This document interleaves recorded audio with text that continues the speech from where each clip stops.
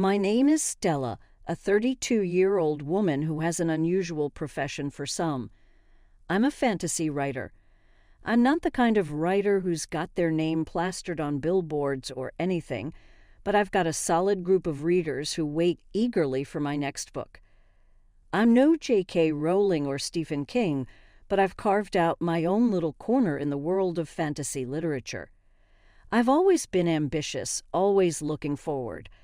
I've never been one to settle for less, and I've worked hard to get where I am. Writing is my passion, my calling. It's what I was meant to do. There's something magical about creating new worlds, about bringing characters to life. It's hard work, but it's worth it. My husband, Mark, is a trader. He's not one of those Wall Street guys, but he works for a reputable trading company. He's good at what he does, and he's proud of it. We've built a comfortable life together. We're not rich, but we have everything we need. Mark is a practical man, always grounded in reality. He's the kind of guy who prefers numbers and facts over fantasies and dreams. He's always been supportive of my writing, but I don't think he's ever fully understood it. Lately, he's been distant, more interested in his phone than in me. I've tried to talk to him about it, but he just brushes me off. Then there's my sister Lily. She's 22, a whole decade younger than me, and she's still in college. Lily is studying to be a psychologist. She's always been fascinated by the human mind, by what makes people tick. She's bright, ambitious, just like me. I've always been proud of her, always supported her. I've even been paying for her tuition. I thought we had a strong bond, but I was about to find out just how wrong I was. My parents, they're simple, hard-working people. They've always done their best to provide for us. They're not perfect, but they're my family.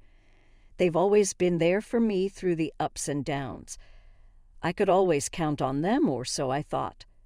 Life was going okay, I guess. I was busy working on my next book, juggling household chores, and trying to keep my marriage from falling apart. I was stressed, sure, but I thought it was just a phase, something we'd get through. Mark and I began to move away from each other. Each day was the same. He'd return from work tired and irritable, his briefcase slapping against the wooden floor as he tossed it aside. His fingers would dance over his phone screen, a silent orchestra playing a tune only he could hear. Our conversations had been replaced by the dull hum of the television and the rhythmic tap of his thumb on the phone screen. "Mark, could you lend a hand with the dishes?" I asked one evening, my voice echoing in the kitchen. My fingers were pruned from washing, and my back ached from hunching over the sink. My day had been consumed by crafting fantastical worlds, my mind teetering on the edge of reality and imagination. "In a bit, Stella," he replied, his eyes never leaving the glowing screen. His voice was distant, as if he was in another world, a world where I didn't exist. "But I've been working all day, too," I protested. My words fell on deaf ears. His attention was elsewhere, swallowed by the digital vortex in his hands. Our conversations, once filled with laughter and shared dreams, had morphed into verbal duels. "You just don't understand, Stella," Mark would snap, his face contorting into a mask of frustration. His knuckles would turn white as he gripped his phone, his anger palpable. I'd stand there, rooted to the spot, my heart pounding in my chest. This wasn't the man I had fallen in love with. One evening, after a particularly grueling day of weaving tales and meeting deadlines, I found myself in the kitchen stirring a pot of spaghetti. A wave of dizziness washed over me, the room tilting on its axis. I clung to the countertop, my knuckles turning white. "Mark," I called, my voice barely a whisper. I felt weak, my body betraying me. Silence. I turned, my vision blurring at the edges. He was there on the couch, his phone, his constant companion, in his hand. Anger, hot and potent, welled up inside me. I was tired, I was unwell, and I felt alone in a house that was supposed to be a home. "Mark," I yelled, my voice piercing the silence. He jolted, his eyes wide.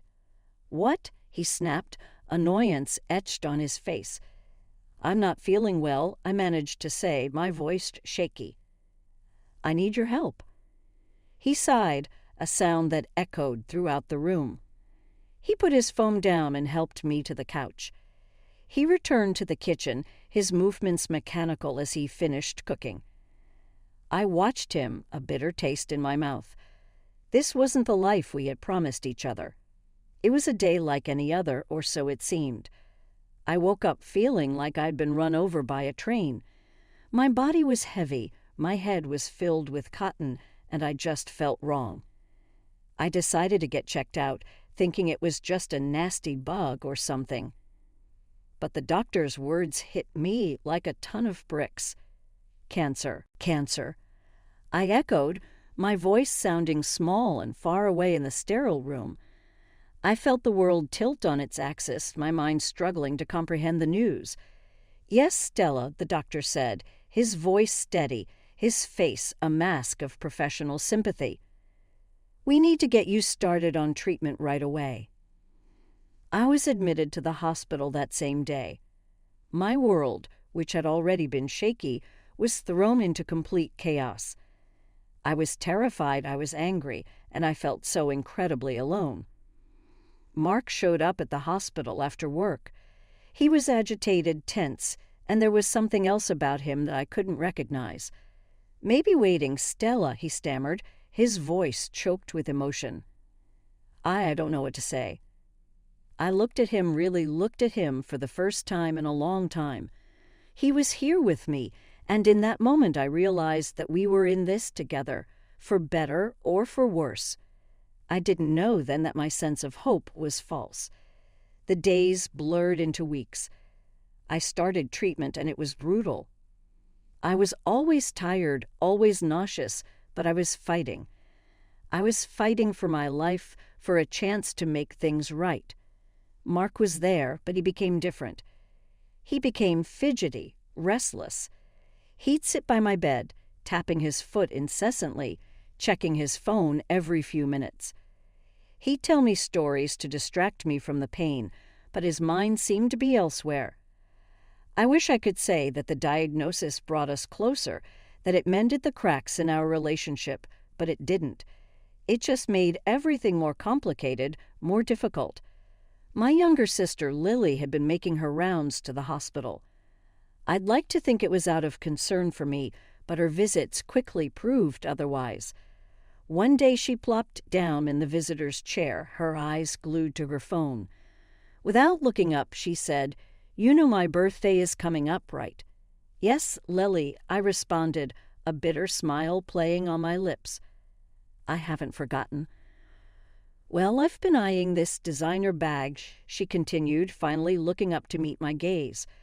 Her eyes held an expectation that made my stomach churn. "I hope you got me something good." "Lily," I replied, my eyebrows knitting together in disbelief, "I'm in the hospital. I haven't had a chance to go shopping." She rolled her eyes, a scowl forming on her face. "You've always been so selfish, Stella, always thinking about yourself." Her words were like a punch to the gut, but I swallowed the hurt, letting out a sigh before responding. "Lily, I love you, but the world doesn't revolve around you. I'm lying here sick, and all you can think about is a designer bag. That's not right, Lily. You need to think about your priorities." Her face turned a bright shade of red, her eyes welling up with angry tears. She stormed out of the room, leaving me alone with my thoughts. A whole week passed. My husband, Mark, didn't call or visit. I tried reaching out to him, but he never answered. His silence was like a knife to my heart. How could he leave me alone in the hospital like this? Just when I thought things couldn't get worse, Mark walked into my hospital room one day, but he wasn't alone. Lily was with him, her arm looped through his. They were smiling, laughing, their behavior strikingly similar to that of a couple. "Mark, what's going on?" I asked, my heart pounding in my chest. "Stella," he said, avoiding my gaze. "Lily and I, we're together." The room spun around me. I looked at Lily, hoping to see some sign of remorse, but all I saw was a smug smile. "Yes, Stella," she said, her voice dripping with arrogance. "Mark and I are together." I felt a wave of anger wash over me, but instead of lashing out, I took a deep breath and said, "You're both adults and you can make your own decisions, but you both betrayed me and I won't stand for it." They didn't leave. Oh no, they just stayed, standing by the foot of my hospital bed. It was as if they were relishing the moment, savoring the sight of me in a hospital gown, weak and vulnerable. "You know, Stella," Mark started, his voice filled with a strange kind of glee, "you never really noticed me. Always had me doing the chores, never really cared about what I wanted." I looked at him, my eyes narrowing. "Is that so?" I asked, my voice barely above a whisper. He nodded, his grin growing wider. "Oh yes, but Lily here, she's different. She understands me, supports me." Lily was smiling too, her eyes twinkling with a cruel kind of joy. "That's right, Stella," she chimed in. "I'm not like you. I care about Mark." I felt a wave of anger wash over me, but I pushed it down. I wasn't going to give them the satisfaction of seeing me lose control. "What do you want, Mark?" I asked, my voice steady. He reached into his pocket and pulled out a set of papers. "Divorce papers," he announced, tossing them onto my bed. "I think it's time we ended this charade, don't you?" I picked up the papers, my eyes scanning over the words. Divorce. So this was it. This was the end. I reached for a pen and signed the papers, my hand steady. Mark looked surprised. "That's it?" he asked, his voice filled with disbelief. "You're not going to fight it?" I shook my head, tossing the papers back at him. "No, Mark, I'm not going to fight it. You and Lily deserve each other." Lily let out a laugh, a cruel, mocking sound. "Well, Stella," she said, her voice dripping with sarcasm, "at least now I get to live in your house." I felt a pang of hurt, but I didn't let it show. "Get out," I said, my voice cold. "Both of you, get out of my room." They left, their laughter echoing down the hallway. As soon as they were gone, I reached for my laptop. I logged into my bank account and canceled the tuition payment I had made for Lily's college. She wanted to betray me, fine, but she wasn't going to do it on my dime. Next, I blocked our shared bank account.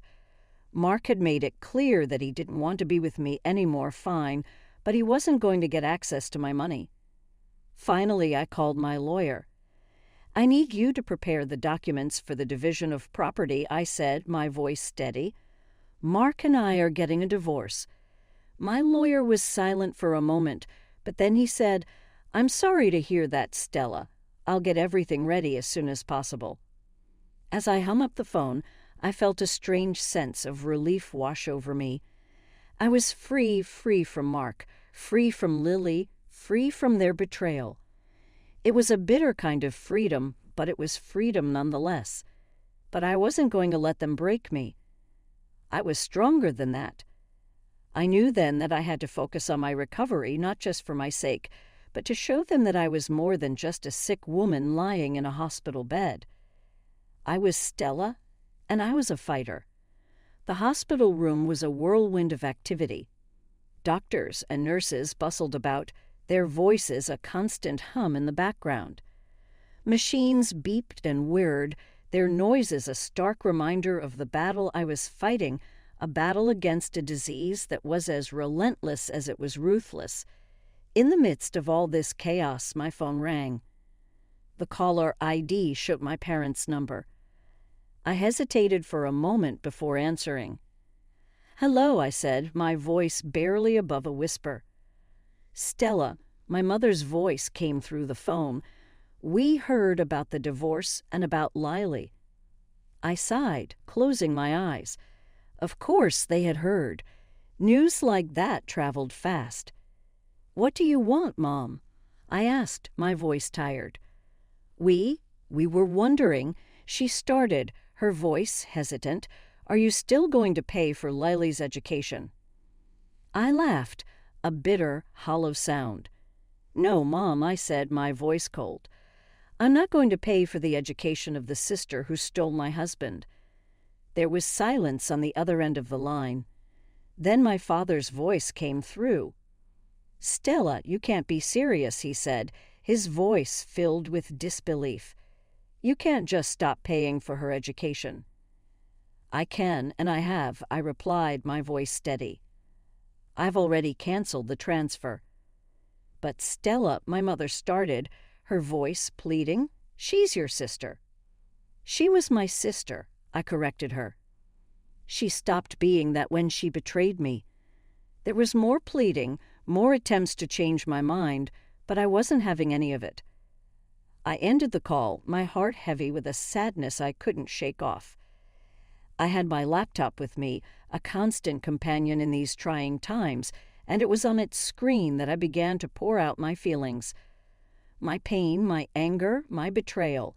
Every word I typed was a testament to the storm raging within me, a tangible manifestation of the hurt I was feeling. The pain of my husband's betrayal was a raw, gaping wound. I wrote about it with a brutal honesty, detailing every moment, every conversation, every shared glance that I had overlooked before. I wrote about the shock, the disbelief, the denial, and finally the acceptance. I wrote about how I had loved him, trusted him, and how he had thrown it all away for my sister. The pain of my sister's betrayal was a different kind of hurt. It was a betrayal of trust, of sisterhood, of shared childhood memories. I wrote about our shared laughter, our shared tears, our shared dreams, and how she had shattered it all with one selfish act. I wrote about the anger I felt towards her, the disappointment, the sense of loss. And then there was the pain of my parents' misunderstanding. The people who were supposed to be my pillar of support, my safe haven, were more concerned about my sister's education than my well-being. I wrote about the hurt their indifference caused, the loneliness, the feeling of being utterly alone in my struggle. Every word I typed was a catharsis, a release of the pent-up emotions threatening to drown me. I wrote about my pain, my anger, my betrayal, but I also wrote about my determination, my resilience, my will to fight. I wrote about the woman I was, the woman I had become, and the woman I aspired to be. In the midst of my darkest hour, I found my voice. I found a way to channel my pain into something creative, something powerful. I was no longer just a woman battling a deadly disease. I was a woman with a story to tell, a story of betrayal and resilience, of pain and strength.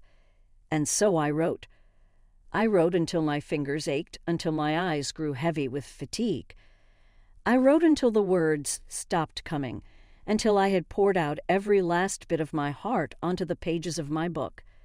As I closed my laptop, a sense of calm washed over me. I had done it. The sterile silence of the hospital room was shattered when the door burst open. In stormed Mark and Lily, their faces twisted into masks of rage and disbelief. Their appearance was a stark contrast to the clinical white of the room, a violent disruption to the quiet hum of the machines monitoring my vitals. "What the hell, Stella?" Mark's voice echoed in the room, his words hanging in the air like a toxic cloud. He was waving a piece of paper in his hand, a bank statement that showed the halted payments for Lily's tuition. I looked at him, my eyes cold and unyielding. "It's a bank statement, Mark," I replied, my voice steady even as my heart pounded in my chest. "You're a smart man, you can figure out what it means." His face reddened, his jaw clenching in anger. "You stopped the payments for Lily's tuition," he accused, his voice filled with outrage. "You can't do that." The sound of my laughter cut through the tension in the room. It was a harsh, bitter sound devoid of any real humor. "I think you'll find that I can," I retorted, a smirk playing on my lips, and I have. "You two will have to sort out your own finances now." Lily, who had been standing silently by Mark's side, finally found her voice. "Stella, I need that money," she pleaded, her eyes wide with desperation. "I can't finish my degree without it." I turned my gaze to her, my eyes hard. "Well, Lily," I replied, my voice icy, "you should have thought about that before you decided to betray me. Actions have consequences." Mark was fuming now, his fists clenched at his sides. "You can't do this to us, Stella," he growled, his voice low and threatening. I raised an eyebrow, unfazed by his anger. "I think you'll find that I can," I told him, my voice calm and steady. "And just so you know, I'm selling our house, so I suggest you start looking for a new place to live." The room fell into stunned silence, the only sound being the steady beep of the heart monitor. Mark and Lily stood there, their faces a picture of shock and disbelief. The reality of their situation was finally sinking in. Without another word, they turned and left, their footsteps echoing down the hospital corridor. The door closed behind them with a soft click, restoring the room to its previous silence. As I settled back into the hospital bed, a sense of relief washed over me. I had done it. I had stood up to them, stood up for myself. It was a small victory in the grand scheme of things, but it was a victory nonetheless. And as I closed my eyes, a small smile played on my lips. I was taking control of my life again, and it felt good. Months had passed since the confrontation with Mark and Lily. The bitterness of their betrayal had faded, replaced by a sense of peace and contentment I hadn't felt in a long time.